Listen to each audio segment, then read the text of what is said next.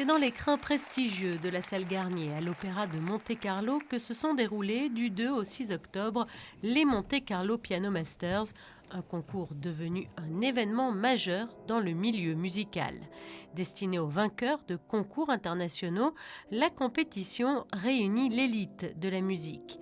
Une compétition basée sur différents critères qui prônent l'excellence avec, à la fin, la dure loi d'un seul gagnant. On va récompenser, d'ailleurs les deux sont de très, très grands pianistes déjà, mais on va récompenser quelqu'un qui est capable de donner des concerts, qui a un répertoire, puisque les épreuves font qu'ils ont 4h30 de musique dans les doigts, et c'est ce qu'il faut maintenant pour faire une carrière, et puis il n'y a qu'un prix. L'idée que j'avais pensée, c'était Floshin Milo, quand il y avait 8, 4 et 2 tennisman. Au fond, et c'est vainqueur, c'est pas un lauréat, c'est un vainqueur, et c'est dur pour le second, mais ils viennent. Vous avez quand même un des artistes qui a donné un concert il n'y a pas très longtemps à Gavo, il y avait 700 personnes. Et il vient mettre sa réputation en jeu, je trouve ça formidable. Nous, on se rencontre très rapidement si c'est quelqu'un qui a vraiment une technique, qui est sûr, et qui donne l'émotion aussi, parce que la technique, ça ne suffit pas. Les techniciens, il y en a, mais quand vous allez payer une place de concert, vous avez envie qu'on vous procure vraiment des émotions, et pas simplement d'être émerveillé par la technique. C'était ça, c'est-à-dire, j'ai passé un bon moment. Au fond, on est à un niveau où les gens vont payer pour entendre un concert. Et donc, il ne faut pas que ce soit... des techniciens froids et parfaits. À l'issue des présélections qui se sont déroulées dans différents pays du monde, 10 candidats ont donc été sélectionnés pour participer à 3 épreuves à Monaco. Jugés par un jury composé de professionnels et d'amateurs, seuls 2 d'entre eux ont pu participer à la finale. Accompagnés par l'Orchestre Philharmonique de Monte-Carlo, les 2 finalistes ont interprété des musiques majeures de Chopin et de Brahms. Et c'est le pianiste français Geoffroy Couteau qui a ouvert le bal samedi soir à la salle Garnier, suivi du jeune talent italien Alexander Gadjiev. Un duel qui a charmé le public tant le niveau était élevé. Et les mélomanes de France ont également pu entendre les 2 finalistes car le concert était retransmis sur les ondes de Radio Classique. Il y a plein de raisons de notre venue ici. La première, évidemment, c'est l'importance du concours.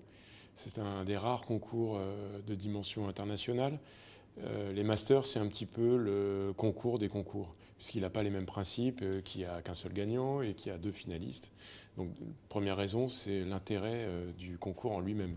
La musique classique, c'est une musique qui est une, comment dirais-je, qui est l'aristocratie de l'art, c'est-à-dire ce qu'il y a au-dessus de tout, mais pour tout le monde. C'est pour être ému par une sonate de Bach ou une symphonie de Beethoven, il n'y a pas besoin de connaître ces notes, il n'y a pas besoin de connaître le solfège. Si ces compositeurs sont des génies, c'est qu'ils s'adressent à tous les hommes et pour tous les siècles. Donc il faut vraiment venir pour y trouver une nourriture de l'âme, de l'esprit et du cœur. Évidemment, quand on dit aristocratie, on pense hiérarchie entre les arts, etc. Moi, je dirais que le message de la musique classique est certainement celui qui est le plus complet en termes d'émotion.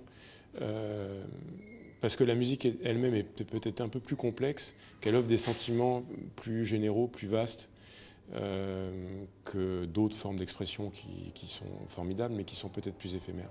Et si la musique classique offre un panel d'émotions, ce sont les notes du pianiste italien Alexander Gadjiev qui ont convaincu le jury et qui ont conquis le public.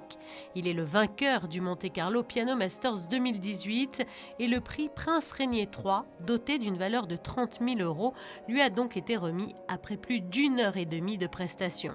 Un moment intense et bouleversant pour ce jeune talent. C'est vraiment une très grande joie pour moi de rapporter ce prix à la maison. C'était une semaine riche en émotions. J'ai beaucoup travaillé pour en arriver là, et puis être ici, dans cette magnifique salle, dans ce lieu unique, je suis vraiment très chanceux. Ce soir, c'était difficile car nous passions l'un après l'autre. J'ai joué en seconde partie, longtemps, sans pause, et puis jouer en sachant que c'est la finale, c'est encore plus intense.